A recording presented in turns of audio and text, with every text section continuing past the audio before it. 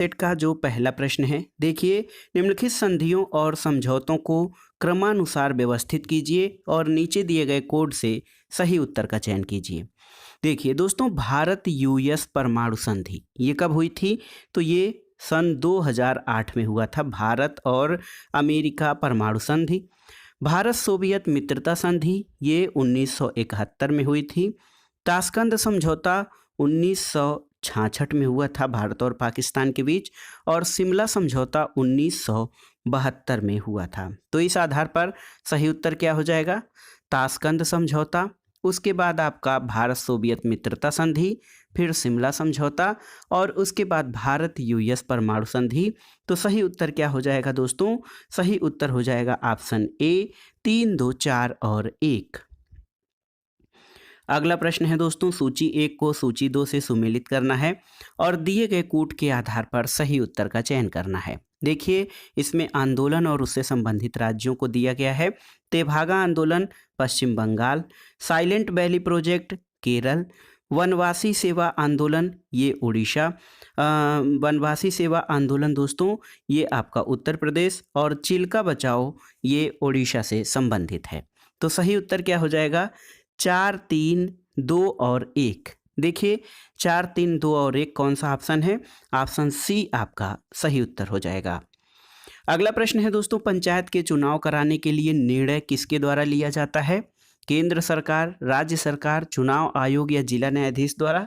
तो सही उत्तर है, पंचायत चुनाव करने के लिए निर्णय राज्य सरकार द्वारा लिया जाता है। ऑप्शन बी आपका सही उत्तर है। अगला प्रश्न है, निम्नांकित में से किसने आलोचना करते हुए कहा है कि नौकरशाही वह संगठन है जो अपनी त्रुटियों से सीखने के बावजूद अपने व्यवहार में सुधार नहीं कर सकता है? ऑप्शन है आपके आर के मर्टन, एम क्रोजियर, एच फेयाल या एच ई साइमन। तो सही उत्तर है एम क्रोजियर। दोस्तों, नौकरशाही की आलोचना करते हुए एम क्रोजियर ने कहा है कि नौकरशाही वह संगठन है जो अपनी त्रुटियों से सीखने के बावजूद अपने व्यवहार में सुधार नहीं कर सकता। ये एम क्रोजियर का कथन है। अगला प्रश्न है, सूची 1 के साथ सूची 2 का सुमेलन करिए। देखिए, एल्टन मेयो, दोस्तों एल्टन मेयो ये ह्यूमन रिलेशन थियरी यानी मानव संबंध सिद्धांत से संबंधित हैं। हेनरी फेयोल का संबंध संगठन के क्लासिकल थियरी यानी शास्त्रीय सिद्धांत से है। निकोलस हेनरी नव लोक प्रबंधन से, और एफ.डब्ल्यू. टेलर या फ्रेडरिक विंस्लो टेलर ये वैज्ञानिक प्रबंध सिद्धांत से संबंधित हैं। सही उत्तर आपका ऑप्शन सी हो जाएगा। ए का तीसरा, बी का पहला, सी का चौथा और डी का दूसरा। अगला प्रश्न है दोस्तों, सूची 1 को सूची 2 के साथ सुमेलित करते हुए दिए गए कूट के आधार पर सही उत्तर का चयन कीजिए।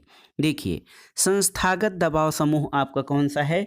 तो संस्थागत दबाव समूहों में भारतीय विश्वविद्यालय संघ हो जाएगा, ए का पहला। सामुदायिक दबाव समूहों के अंतर्गत आ जाएगा दोस्तों विश्वविद्यालय शिक्षक संघ का अखिल भारतीय महासंघ, बी का तीसरा। गैर सामुदायिक दबाव समूहों के अंतर्गत ये अखिल भारतीय अनुसूचित जाति महासंघ आ जाएगा। इसके अलावा एनोमिक दबाव समूह के अंतर्गत दोस्तों राजस्थान में गोपालगढ़ के सांप्रदायिक दंगे आ जाएंगे। तो यहाँ पर इस आधार पर देखिए 1, 3, 2 और 4। तो सही उत्तर आपका हो जाएगा 1, 3, 2, 4। ऑप्शन बी आपका सही उत्तर हो जाएगा। अगला प्रश्न है दोस्तों, अनुच्छेद 356 के अंतर्गत किसी राज्य में राष्ट्रपति शासन की अधिकतम अवधि क्या हो सकती है? 1 वर्ष, 2 वर्ष, 3 वर्ष और 4 वर्ष। तो दोस्तों अनुच्छेद 356 के अंतर्गत राष्ट्रपति शासन 6 माह तक चलता है, और इसे अधिकतम कितने वर्ष के लिए? 3 वर्ष के लिए संसद की प्रत्येक 6 माह की स्वीकृति से बढ़ाया जा सकता है। तो अधिकतम अवधि राष्ट्रपति शासन की 3 वर्ष हो सकती है। अगला प्रश्न है, निम्नलिखित में से किसने अनुच्छेद 356 को सुरक्षा कपाट कहा था? ऑप्शन है आपके doctor Rajendra Prasad, doctor B R. Ambedkar, Jawaharlal Nehru या सरदार वल्लभ भाई पटेल। तो सही उत्तर है दोस्तों बाबा साहब डॉक्टर भीमराव अम्बेडकर ने अनुच्छेद 356 को सुरक्षा कपाट कहा था, और अनुच्छेद 356 राज्यों में संवैधानिक तंत्र विफल हो जाने पर आपात स्थिति के संबंध में प्रावधान करता है। अगला प्रश्न है, निम्नलिखित प्रधानमंत्रियों का सही कालानुक्रम बताइए। तो देखिए, पहले दोस्तों यहाँ पे ऑप्शन जो हैं वो बीपी सिंह, चंद्रशेखर, मोरारजी देसाई और राजीव गांधी हैं। तो मोरारजी देसाई सबसे पहले 1977 से 79, उसके बाद राजीव गांधी का कार्यकाल आता है 1984 से 89, फिर बीपी सिंह 1989 में प्रधानमंत्री बने थे और उसके बाद चंद्रशेखर 1990 में। तो सही उत्तर क्या हो जाएगा? ऑप्शन ए हो जाएगा। 3, 4, 1 और 2 ये भारत के प्रधानमंत्रियों का सही क्रम रहा है। अगला प्रश्न है दोस्तों, प्रदत्त विधायन या डेलीगेटेड लेजिस्लेशन की व्यवस्था से किसकी शक्तियों में वृद्धि हुई है? तो सही उत्तर है नौकरशाही की। देखिए दोस्तों, प्रदत्त विधायन की शक्ति से कार्यपालिका की शक्तियों में बहुत अधिक वृद्धि हुई है और आधुनिक समय में विधायिका के कार्यक्षेत्र में अत्यधिक वृद्धि होने के कारण विधि निर्माण की कुछ शक्तियां कार्यपालिका को सौंप दी जाती हैं और इसको प्रदत्त विधायन कहा जाता है। और इसके कारण दोस्तों नौकरशाही या ब्यूरोक्रेसी की शक्तियों में बहुत अधिक वृद्धि हुई है। अगला प्रश्न है, देखिए, संगठन और उनसे संबंधित जो कार्य हैं या उनके जो उद्देश्य हैं उनका। देखिए यहाँ पर देखिए दोस्तों, केंद्रीय सचिवालय ये विभिन्न मंत्रालयों के कार्यों में समन्वय स्थापित करता है। मंत्रिमंडलीय सचिवालय क्या करता है? ये नीति निर्माण से संबंधित है। नीति आयोग संसाधनों के आवंटन या नीति आयोग के पहले योजना आयोग था, वो संसाधनों के आवंटन से संबंधित था। और वित्त आयोग क्या करता है? ये सहायता अनुदान के निर्धारक सिद्धांत यानी केंद्र और राज्यों में राजस्व बंटवारे से संबंधित है। तो देखिए सही उत्तर क्या हो जाएगा दोस्तों? सही उत्तर आपका हो जाएगा ऑप्शन डी, 3, 2, 4 और 1। अगला प्रश्न है दोस्तों, अखिल भारतीय सेवाओं का उल्लेख कहाँ किया गया है? यानी किस अनुच्छेद में ऑल इंडिया सर्विसेज का उल्लेख किया गया है? तो सही उत्तर है दोस्तों, अखिल भारतीय सेवाओं का उल्लेख जो है ये अनुच्छेद 312 में किया गया है। ऑप्शन बी आपका सही उत्तर है। वर्तमान में कितनी अखिल भारतीय सेवाएं हैं? 3 हैं अखिल भारतीय सेवा। एक भारतीय प्रशासनिक सेवा, भारतीय पुलिस सेवा और भारतीय वन सेवा। दोस्तों भारतीय वन सेवा को कब 1966 में तीसरी अखिल भारतीय सेवा बनाया गया था। अगले प्रश्न पर आते हैं दोस्तों, यहाँ पर शब्द संघीय अथवा संघ किस में आता है? तो देखिए भारतीय संविधान में संघीय या फेडरल शब्द का कहीं भी प्रयोग नहीं किया गया है और भारतीय संविधान के अनुच्छेद 1 में कहा गया है कि भारत जो है राज्यों का संघ यानी यूनियन ऑफ स्टेट्स है। तो दोस्तों भारत की संविधान में संघीय अथवा संघ शब्द कहीं भी प्रयोग नहीं किया गया है। अगले प्रश्न पर आते हैं, भारतीय संघ में एक नया राज्य शामिल किया जाना हो तो संविधान की किस अनुसूची में संशोधन करना जरूरी होता है? ये प्रश्न बार बार पूछा गया है। तो सही उत्तर है पहली अनुसूची। दोस्तों भारतीय संविधान की जो पहली अनुसूची है शेड्यूल फर्स्ट, इसमें राज्य और संघ राज्य क्षेत्रों के बारे में उपबंध किया गया है और संविधान का अनुच्छेद 3 नए राज्यों के निर्माण और वर्तमान राज्यों के क्षेत्रों, सीमा और नामों में परिवर्तन का प्रावधान करता है। तो यदि कोई नया राज्य भारतीय संघ में शामिल करना हो तो संविधान की पहली अनुसूची में अवश्य रूप से जो है संशोधन करना होगा। अगला प्रश्न है, कौन सा कथन भारतीय संविधान के बारे में सही है? यह एक मौलिक संविधान है, सही नहीं है। यह विकास का परिणाम है, ये भी सही नहीं है। ये उधार का थैला है, सही है। यह एक अनोखा संविधान है। तो दोस्तों अनोखा संविधान तो है ही, लेकिन सबसे जो महत्वपूर्ण बात है भारतीय संविधान के बारे में कि ये एक उधार का थैला है और भारतीय संविधान में लगभग 60 देशों के संविधानों को समाविष्ट किया गया है, जबकि संविधान के 2/3 भाग को भारत सरकार अधिनियम 1935 से लिया गया है। अगला प्रश्न है, भारत में संविधान की मूल संरचना या फंडामेंटल स्ट्रक्चर के सिद्धांत का स्रोत क्या है? तो सही उत्तर है न्यायिक व्याख्या। दोस्तों संविधान में जो हमारे भारतीय संविधान की मूल संरचना का सिद्धांत न्यायिक व्याख्या है और आप जानते हैं केशवानंद भारती बनाम केरल राज्य 1973 के मामले में सर्वोच्च न्यायालय ने विशेष न्यायपीठ में बहुमत से यह सिद्ध किया या निर्णय दिया कि संविधान संशोधन की शक्ति द्वारा संविधान के आधारभूत ढांचे को नष्ट नहीं किया जा सकता है। अगला प्रश्न है, संविधान सभा का गठन प्रस्तावित किया गया था किसके आधार पर? तो सही उत्तर है दोस्तों संविधान सभा का गठन कैबिनेट मिशन योजना के आधार पर प्रस्तावित किया गया था और 1946 में कैबिनेट मिशन का गठन हुआ था। तो सही उत्तर है संविधान सभा का गठन कैबिनेट मिशन के द्वारा प्रस्तावित किया गया था। अगला प्रश्न है किस प्रधानमंत्री ने प्रधानमंत्री का सचिवालय नाम बदलकर प्रधानमंत्री कार्यालय या पीएमओ प्राइम मिनिस्टर ऑफिस कर दिया था? तो सही उत्तर है मोरारजी देसाई ने। देखिए दोस्तों, मोरारजी देसाई ने जो है प्रधानमंत्री सचिवालय का नाम बदलकर प्रधानमंत्री कार्यालय किया था। अगला प्रश्न है भारतीय राजनीति को अभाव की राजनीति के रूप में किसने परिभाषित किया है? तो दोस्तों भारतीय राजनीति को अभाव की राजनीति के रूप में मायरन बीनर ने परिभाषित किया है। अगला प्रश्न है आधुनिक भारत के कौटिल्य के रूप में किसे जाना जाता है? जी.के. गोखले, बाल गंगाधर तिलक, एम.के. गांधी या राजा राम मोहन राय को? तो सही उत्तर है बाल गंगाधर तिलक को। दोस्तों बाल गंगाधर तिलक को आधुनिक भारत के कौटिल्य के रूप में जाना जाता है। इनका नारा था कि स्वराज्य हमारा जन्मसिद्ध अधिकार है और मैं इसे लेकर रहूंगा। अगला प्रश्न है निम्नलिखित में से किस एक कैबिनेट कमेटी को सुपर कैबिनेट कहा जाता है? तो दोस्तों सुपर कैबिनेट जो है कैबिनेट की राजनीतिक मामलों की समिति, कैबिनेट की राजनीतिक मामलों की समिति जो होती है उसको सुपर कैबिनेट कहा जाता है, क्योंकि कैबिनेट की नियुक्ति समिति कई शीर्ष पदों पर नियुक्तियों का फैसला गृह मंत्रालय के अंतर्गत आता है और सभी कैबिनेट समितियों में सबसे शक्तिशाली राजनीतिक मामलों की समिति होती है जिसको सुपर कैबिनेट कहा जाता है। अगला प्रश्न है निम्नलिखित में से कौन समाचार पत्र तिलक से संबंधित नहीं है? केसरी, मराठा, सुधारक और हरिजन। तो देखिए सुधारक और हरिजन समाचार पत्र ये तिलक से संबंधित नहीं है, जबकि केसरी और मराठा हैं। तो यहाँ पर कौन कौन सी और डी तिलक से संबंधित नहीं है? दोस्तों सुधारक पत्रिका का संपादन गोपाल गणेश आगरकर ने और हरिजन का प्रकाशन गांधी जी ने किया था।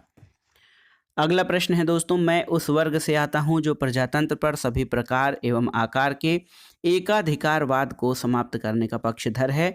अंबेडकर ने निम्न में से किस अवसर पर यह वक्तव्य दिया था?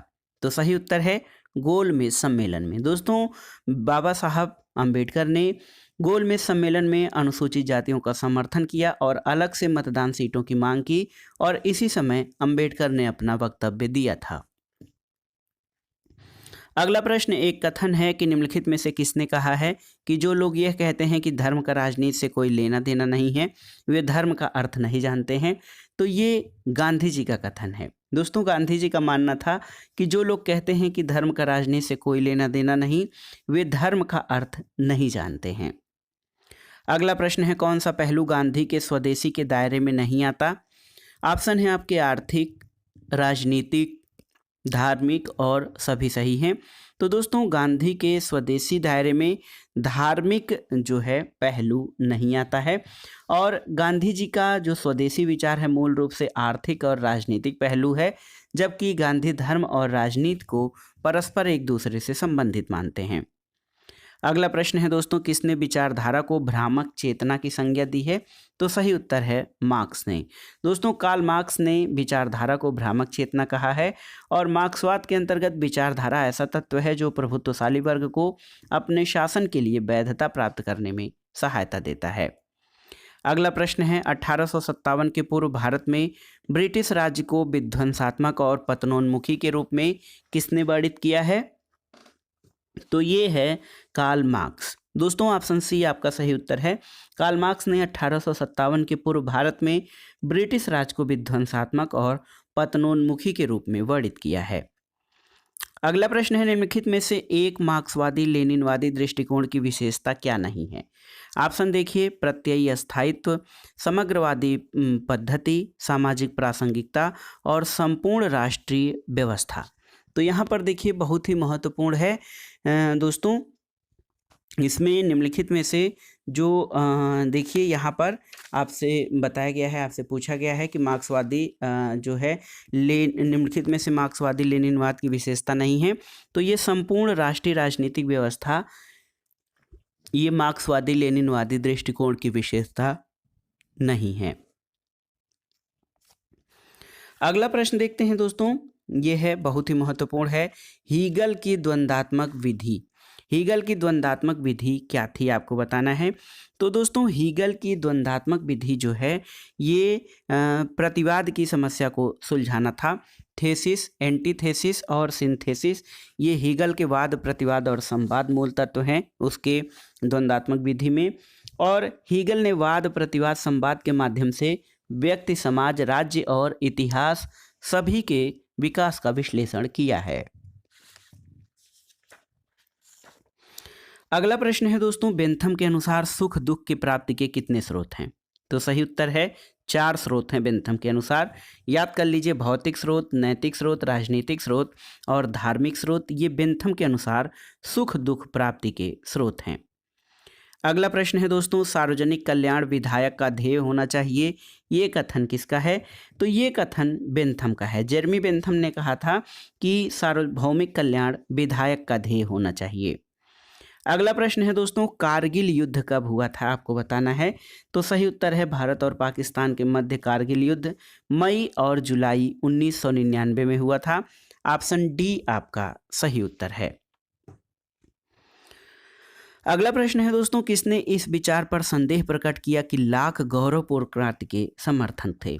तो देखिए जो है ये ऑप्शन है टार्नी, सेबाइन, मैकफर्सन या एशक्राफ्ट। तो सही उत्तर है रिचर्ड एशक्राफ्ट। दोस्तों रिचर्ड एशक्राफ्ट एक अमेरिकी राजनीति वैज्ञानिक थे। वे अपनी पुस्तक revolutionary politics and last two treatise of government 1986 में इस विचार पर उन्होंने संदेह प्रकट किया था कि लाख गौरवपूर्ण क्रांति के समर्थक थे। अगला प्रश्न है, निम्नलिखित में से कौन सी पुस्तक की रचना जॉन लॉक ने नहीं की थी? देखिए, पर्सियन लेटर, सहिष्णुता पर पहला पत्र, शासन पर 2 प्रबंध और कैरोलिन के संविधान के मूल तत्व। तो सही उत्तर है जॉन लॉक द्वारा पर्सियन लेटर की रचना नहीं की गई है। अन्य जो पुस्तकें हैं उनकी रचना जॉन लॉक के द्वारा की गई है। पर्सियन लेटर किसकी रचना है? तो ये पर्सियन लेटर मॉन्टेस्क्यू की रचना है। बहुत ही महत्वपूर्ण, ऑप्शन ए आपका सही उत्तर है। अगला प्रश्न है दोस्तों, पॉलिटी या संवैधानिक जनतंत्र कहीं अधिक अस्थायी व्यवस्था है जिसमें क्रांति की संभावना कम रहती है, ये कथन किसका है? तो ये अरस्तु का है। अरस्तु ने अपने राज्य या संविधानों के वर्गीकरण में पॉलिटी या संवैधानिक जनतंत्र को अन्य शासन व्यवस्थाओं से अधिक अस्थायी व्यवस्था माना था। अगला प्रश्न है दोस्तों, निम्नलिखित में किसके अनुसार विज्ञान निष्क्रिय जिज्ञासा का परिणाम है? दर्शन केवल बौद्धिक सजावट है, शिष्ट जीवन की सुख सुविधाएं चमकीले रंगीन फीते हैं, ये कथन किसका है? तो सही उत्तर है दोस्तों ये जीन जैक्स रूसो का कथन है। और रूसो का मानना है कि सभ्यता की वृद्धि के साथ दरिद्रता, शोषण, हत्या और बीमारी बढ़ती चली गई। युद्ध और तनाव ने मनुष्य को हिंसक बना दिया, जिससे समाज की वो दशा हो गई जो हाब्स के प्राकृतिक अवस्था की थी। अगला प्रश्न है दोस्तों, निम्नांकित को कालानुक्रम में व्यवस्थित कीजिए। कालानुक्रम में नहीं बल्कि आपको सुमेलित करना है। द स्टेट्समैन ये प्लेटो की रचना है, एमिली रूसो की रचना है, ए फ्रेगमेंट ऑफ गवर्नमेंट बेंथम की रचना है और आर्ट ऑफ वार मैकियावेली की। तो क्रम से सही हैं, तो 1, 2, 3, 4 आपका सही उत्तर हो जाएगा। ऑप्शन सी सही उत्तर है। अगला प्रश्न है दोस्तों, सूची 1 का सूची 2 से मिलान करना है। देखिए, धर्मनिरपेक्षता का सिद्धांत ये मैकियावेली का है, क्योंकि मैकियावेली ने राजनीति को धर्म और नैतिकता से अलग किया था। सहमति का सिद्धांत दोस्तों ये लॉक का है। लॉक जो है सहमति के सिद्धांत की बात करते हैं। व्यक्तिवादी सिद्धांत हाब्स द्वारा दिया गया और स्वतंत्रता का सिद्धांत रूसो का है। तो सही उत्तर क्या हो जाएगा? ऑप्शन बी 2, 4, 1 और 2, 3, 4, 1 और 2, ये आपका सही उत्तर हो जाएगा। अगला प्रश्न है, रूसो का संप्रभु या शासक हाब्स का लेवायथन है जिसका सिर कटा हुआ है, ये कथन किसका है? ऑप्शन है मिल, वाहन, बारकर और बेपर। तो सही उत्तर है दोस्तों वाहन। वाहन का कहना है कि रूसो का संप्रभु हाब्स का लेवायथन है जिसका सिर कटा हुआ है। अगला प्रश्न है, निम्नलिखित में से कौन सी कृति मार्क्स और एंजल्स की है? देखिए, origin of species, the essence of Christianity, German ideology और हिस्टोरिकल एबिलिटी। तो सही उत्तर है ऑप्शन सी, जर्मन आइडियोलॉजी दोस्तों ये मार्क्स और एंजल्स दोनों की रचना है। इसके अलावा हिस्टोरिकल इनएविटेबिलिटी मार्क्स की रचना है। कम्युनिस्ट मैनिफेस्टो और द होली फैमिली मार्क्स और एंजल्स की कृतियां हैं। जर्मन आइडियोलॉजी भी मार्क्स और एंजल्स की कृतियां हैं। अगला प्रश्न है दोस्तों, सूची 1 का सूची 2 से सुमेलन करना है। स्रोत और प्रमुख विचार। देखिए, जैन धर्म मुख्य रूप से अहिंसा पर बल देता है। वैष्णव धर्म जो है वो दृष्टिकोण की विश्वजनीनता पर विश्वास करता है। रस्किन और टॉल्स्टॉय ने औद्योगिक सभ्यता और निष्क्रिय प्रतिरोध के विचारों का तिरस्कार किया, विचारों के लिए तिरस्कार किया। और प्लेटो जो हैं ये आदर्शवाद और नैतिक मूल्यों के लिए चिंता करते हैं। तो सही उत्तर हो जाएगा दोस्तों आपका ऑप्शन बी 4, 1, 2 और 3। अगला प्रश्न है, निम्नलिखित राजनीतिक विकास में प्रगतिवादी तुलनावादी निम्नलिखित में से किस पर बल नहीं देते हैं? ऑप्शन है अल्प विकास, निर्भरता, साम्राज्यवाद और आधुनिकीकरण। तो सही उत्तर है राजनीतिक विकास में दोस्तों प्रगतिवादी तुलनावादी विचारकों का ये है कि वो गैर पश्चिमी राजनीतिक व्यवस्थाएं पश्चिमी राजनीतिक आधारभूत ढंग से भिन्न हैं। और ये दोस्तों राज्यों के तुलनात्मक विश्लेषण में सांस्कृतिक और ऐतिहासिक पर्यावरण को संदर्भ को लेकर चलते हैं। और ये आधुनिकीकरण पर बल नहीं देते हैं। ऑप्शन डी आपका सही उत्तर है। अगला प्रश्न है दोस्तों, सिविल सोसाइटी शब्द की उत्पत्ति जो है कहाँ से हुई है आपको बताना है। तो ये बहुत ही महत्वपूर्ण है दोस्तों। सिविल सोसाइटी शब्द की उत्पत्ति यूरोप से हुई है। ऑप्शन बी आपका सही उत्तर है। अगला प्रश्न है, मताधिकार का कौन सा मॉडल जो है अधिकांश देशों द्वारा अपनाया गया है? तो ये आयु आधारित मॉडल जो है वो मताधिकार का ये सब अधिकतर राष्ट्रों द्वारा अपनाया गया है। जापान में 25 वर्ष, जर्मनी में 20 वर्ष, नॉर्वे में 23 वर्ष, ब्रिटेन, अमेरिका, रूस में 18 वर्ष और भारत में जो है ये 61वें संविधान संशोधन के द्वारा 18 वर्ष न्यूनतम आयु जो है निर्धारित की गई है मतदान के लिए। तो दोस्तों मतदान के लिए या मताधिकार के लिए आयु आधारित जो सिद्धांत है वो अधिकतर जगह अपनाया गया है। अगला प्रश्न है, भारत की राजनीतिक संस्थाओं की संरचना आधुनिक है लेकिन उनका वास्तविक स्वरूप कैसा है? तो सही उत्तर, ये भारत की राजनीतिक संस्थाओं की संरचना आधुनिक है लेकिन उनका वास्तविक स्वरूप परंपरागत है।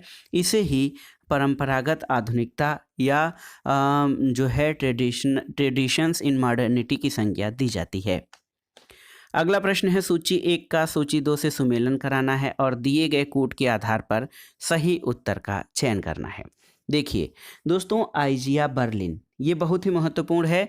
आइजिया बर्लिन नकारात्मक स्वतंत्रता के प्रतिपादक। एफ ए हेयक ये अन्याय और दुर्भाग्य में अंतर करते हैं। कार्ल पापर उत्तरोत्तर परिवर्तन की बात करते हैं। और सीवी मैकफर्सन ने रचनात्मक स्वतंत्रता की बात की है। तो सही उत्तर ऑप्शन सी हो जाएगा आपका 3, 4, 2 और 1। अगला प्रश्न है, निम्नलिखित में से कौन सा सही नहीं है? राष्ट्र एक मनोवैज्ञानिक धारणा है, राज्य एक कानूनी अवधारणा है, राष्ट्रवाद राष्ट्र के लिए योगदान और राष्ट्र और राज्य समानार्थी शब्द हैं।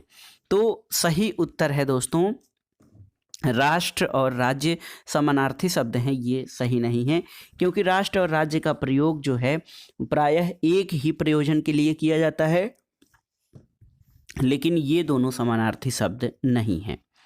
अगला प्रश्न है, निम्नलिखित में से किसका ये दृढ़ विश्वास है कि आवधिक व्यक्ति समुदाय में सुधार आवश्यक है क्योंकि उदारीकरण एक आत्मविध्वंसक सिद्धांत है? ऑप्शन है आपके एम वाल्जर, जॉन रॉल्स, आर डार्किन या आर नाजिक। तो सही उत्तर है वाल्जर। दोस्तों ये कथन वाल्जर का है। वाल्जर का कहना है कि आवधिक व्यक्ति समुदाय में सुधार आवश्यक है, उदारीकरण एक आत्मविध्वंसक सिद्धांत है। अगला प्रश्न है दोस्तों, देखिए बहुत ही महत्वपूर्ण है कि कौन सा युग्म सुमेलित नहीं है? प्रशासनिक विधि फ्रांस ये आपका सही सुमेलित है। न्यायाधीशों की आजीवन नियुक्ति ये आपकी न्यायाधीशों की आजीवन नियुक्ति स्विट्जरलैंड में नहीं बल्कि यूएसए में है। सीनेट सभा में राज्यों का एक समान प्रतिनिधित्व संयुक्त राज्य अमेरिका सही है, और विधि का शासन इंग्लैंड सही है। तो दोस्तों ऑप्शन बी आपका सही सुमेलित नहीं है। न्यायाधीशों की आजीवन नियुक्ति यूएसए में है, न कि स्विट्जरलैंड में। अगला प्रश्न, कुछ बुक्स या सिद्धांत दिए गए हैं, देखिए कौन सा सुमेलित नहीं है आपको बताना है। मोस्का द रूलिंग क्लास, ये सही है। इसके अलावा मिल्स की द पावर एलिट, ये भी सही है, सी राइट मिल्स की। बोटोमोर का एलिट एंड सोसाइटी, ये भी सही है।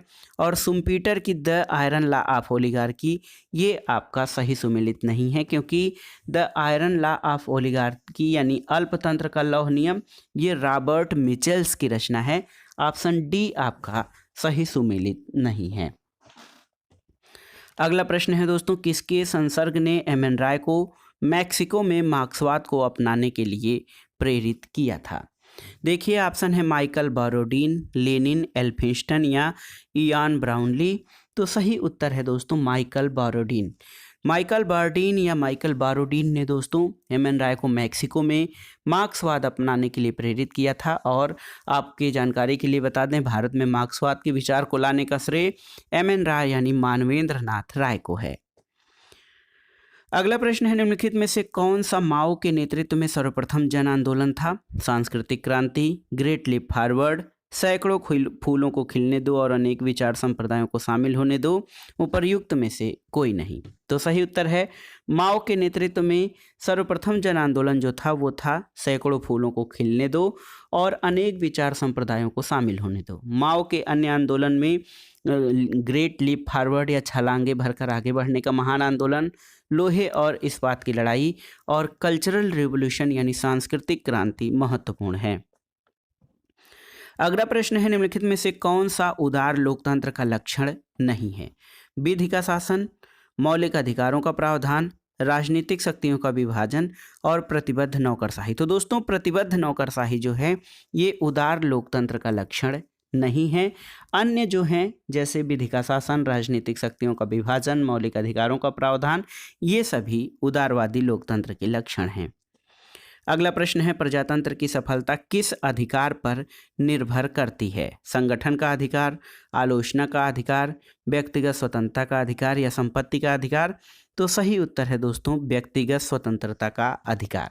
देखिए बहुत ही महत्वपूर्ण है, प्रजातंत्र की सफलता व्यक्तिगत स्वतंत्रता के अधिकार पर निर्भर करती है और स्वतंत्रता का अगर अभाव होता है तो प्रजातंत्र का पूर्ण स्वरूप नहीं पाया जा सकता है।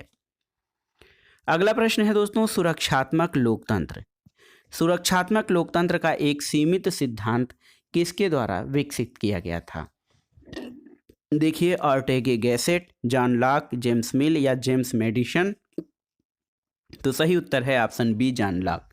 दोस्तों सुरक्षात्मक लोकतंत्र का सीमित विचार जॉन लॉक के द्वारा विकसित किया गया था और इसे एक संसाधन के रूप में भी स्वीकार किया गया जिसके द्वारा लोगों की रक्षा की जाती है। और लॉक राज्य की उत्पत्ति के समझौतावादी या संविदावादी विचार की पुष्टि करते हैं। अगला प्रश्न है, सूची 1 का सूची 2 से सुमेलन करिए। सामूहिक उत्तरदायित्व। दोस्तों ये संयुक्त जो है यूनाइटेड किंगडम या दोस्तों यूके की जो है विचारधारा व्यवस्था है। बहुदलीय व्यवस्था भारत में है। मत संग्रह ये स्विट्जरलैंड में है और यथोचित विधि प्रक्रम ये विधि की उचित प्रक्रिया ये संयुक्त राज्य अमेरिका में है। तो सही उत्तर ऑप्शन सी हो जाएगा आपका 3, 1, 4 और 2।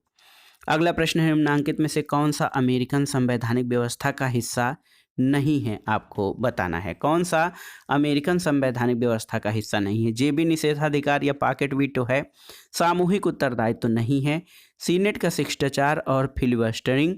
तो दोस्तों सामूहिक उत्तरदायित्व की जो व्यवस्था है ये अमेरिकन जो है संवैधानिक व्यवस्था की नहीं है। क्यों? क्योंकि सामूहिक उत्तरदायित्व संसदीय शासन प्रणाली की व्यवस्था है जबकि अमेरिका में अध्यक्षात्मक शासन प्रणाली को अपनाया गया है।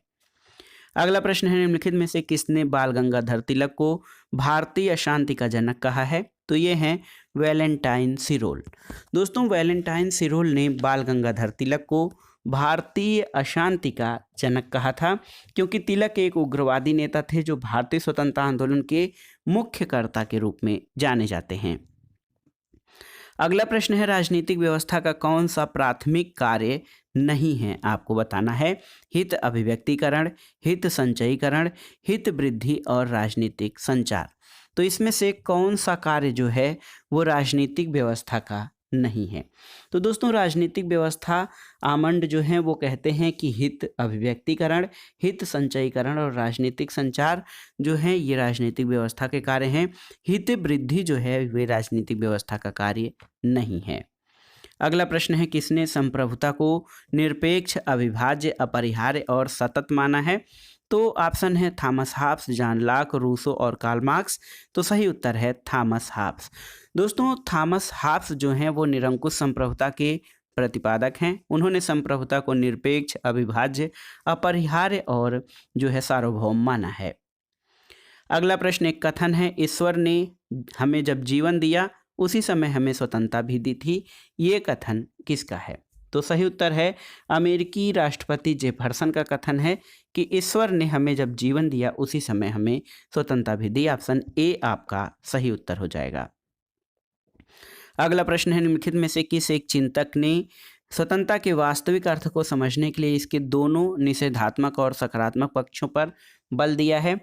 तो ऑप्शन है आपके जे.एस. मिल, एफ.ए. हेयक, आइजिया बर्लिन और टी.एच. ग्रीन। तो सही उत्तर है बर्लिन। दोस्तों, आइजिया बर्लिन ने अपनी पुस्तक टू कॉन्सेप्ट्स ऑफ लिबर्टी के अंतर्गत स्वतंत्रता की दो तरह की संकल्पनाओं में अंतर किया है, निषेधात्मक और सकारात्मक स्वतंत्रता। हालांकि बर्लिन का दृष्टिकोण स्वतंत्रता के नाम पे सर्वाधिकारवाद को बढ़ावा देता है। अगला प्रश्न है, न्याय की राल्सियन सिद्धांत यानी राल्स के न्याय सिद्धांत, जिसमें न्याय के निष्पक्षता के रूप में, जस्टिस एज फेयरनेस के रूप में जाना जाता है, किस प्रकार के सिद्धांत का उदाहरण है? तो सही उत्तर है आदर्श सिद्धांत। देखा जाए तो न्याय का जो राल्सियन सिद्धांत है, जिसमें न्याय के निष्पक्षता के रूप में जाना जाता है, ये आदर्श सिद्धांत का उदाहरण है। और राल्स ने अपने न्याय सिद्धांत को शुद्ध प्रक्रियात्मक न्याय कहा है। और जॉन राल्स महानतम नैतिक विचारक और अमेरिकी उदारवाद के दार्शनिक थे। अगला प्रश्न है, राज्य के विकास में मुख्य भूमिका किसके द्वारा निभाई गई है? तो बहुत ही महत्वपूर्ण प्रश्न है, बार बार परीक्षाओं में पूछा जाता है। दोस्तों, राज्य की उत्पत्ति के संबंध में जो है कोई सर्वमान्य सिद्धांत नहीं है, केवल विकासवादी सिद्धांत या ऐतिहासिक विकास का सिद्धांत जो है इसके अंतर्गत रक्त संबंध, देखिए इसके अंतर्गत रक्त संबंध, धर्म, शक्ति, राजनीतिक चेतना और आर्थिक गतिविधियां, ये सभी दोस्तों ये राज्य के विकास के लिए आवश्यक मानी जाती हैं। तो ऑप्शन सी आपका सही उत्तर हो जाएगा। अगला प्रश्न है, राज्य का कौन सा सिद्धांत शांति पर्व में प्रतिपादित किया गया था? तो दोस्तों, राज्य की उत्पत्ति के संबंध में शांति पर्व में किसी विशेष सिद्धांत का प्रतिपादन नहीं किया गया है। शांति पर्व में एक स्थान पर कहा गया है कि मानव समाज की सृष्टि के बाद बहुत दिनों तक सुख और शांति का काल रहा। लोग स्वभावतः धर्म का पालन करते थे और राज्य और कानून के बिना भी जो है रहते थे आसानी से। तो सही उत्तर है इसमें अनुमोदन का सिद्धांत जो है प्रतिपादित किया गया है। अगला प्रश्न है, राज्य के विकास को सही कालक्रम में व्यवस्थित कीजिए। इसको भी मैं स्टार कर रहा हूं क्योंकि बार बार ये पूछा गया है ये प्रश्न। सबसे पहले प्राच्य साम्राज्य आता है, उसके बाद यूनानी नगर राज्य आते हैं, फिर रोमन साम्राज्य और सबसे लास्ट में जो वर्तमान में राष्ट्र राज्य यानी नेशन स्टेट की कल्पना है। तो सही उत्तर ऑप्शन ए हो जाएगा। अगला प्रश्न है, भारतीय राजनीति को मांगजन्य व्यवस्था और आदेशात्मक व्यवस्था के बीच संघर्ष का काल किसने माना है? ऑप्शन है रजनी कोठारी, पार्थ चटर्जी, लॉयड और सूजन रुडॉल्फ या मायरन बीयर। तो सही उत्तर है अमेरिकी राइटर दंपत्ति लॉयड और सूजन रुडॉल्फ ने भारतीय राजनीति को मांगजन्य व्यवस्था और आदेशात्मक व्यवस्था के बीच संघर्ष का काल माना है। अगला प्रश्न है, पुरुषों और महिलाओं का लोक सेवाओं में सही वक्त पर सही पदोन्नत करना लोक सेवाओं में पूर्ण क्षमताओं को विकसित करने की अति आवश्यक प्रक्रिया है। ये कथन किसका है? तो सही उत्तर है ये फुलटन कमेटी का कथन है।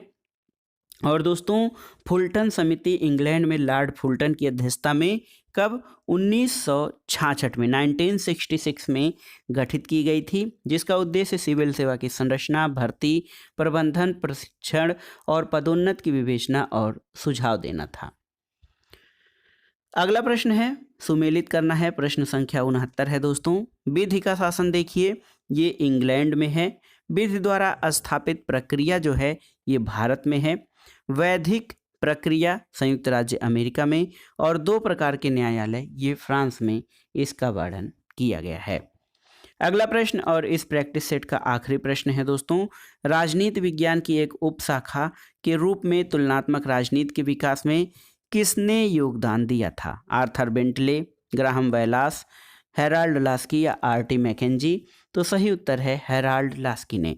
H.J. लास्की, जिनका पूरा नाम हेराल्ड जोसेफ लास्की है, इन्होंने राजनीति विज्ञान की एक उपशाखा के रूप में कंपेरेटिव पॉलिटिक्स के विकास में योगदान दिया और तुलनात्मक राजनीति के परंपरागत उपागम राजनीतिक व्यवस्थाओं और प्रक्रियाओं की वास्तविकताओं को समझने में और वर्तमान उपागम के प्रतिपादन में सहायक नहीं हुए हैं। तो दोस्तों ये हेराल्ड लास्की हैं, राजनीति विज्ञान की उपशाखा के रूप में तुलनात्मक राजनीति का विकास का जो योगदान दिया है। तो ये था आज का प्रैक्टिस सेट। असिस्टेंट प्रोफेसर भर्ती परीक्षा और गवर्नमेंट डिग्री कॉलेज प्रवक्ता परीक्षा के राजनीति विज्ञान के लिए सभी अभ्यर्थियों के लिए अनिवार्य जो है महत्वपूर्ण प्रैक्टिस सेट, जिसमें हमने 70 प्रश्नों को सॉल्व किया। और ये प्रैक्टिस सेट आपके विभिन्न प्रतियोगी परीक्षा जैसे गवर्नमेंट इंटर कॉलेज प्रवक्ता, LT ग्रेड और TGT PGT, सामाजिक विज्ञान और नागरिक शास्त्र के लिए बहुत ही उपयोगी है। आप इन प्रश्नों को तैयार कर लीजिएगा। वीडियो आपको कैसा लगा हमें कमेंट बॉक्स में ज़रूर बताइएगा। वीडियो को लाइक करें, शेयर करें और इस चैनल मार्गदर्शन फॉर सिविल सर्विसेज को सब्सक्राइब करें। वीडियो देखने के लिए धन्यवाद दोस्तों, नमस्कार।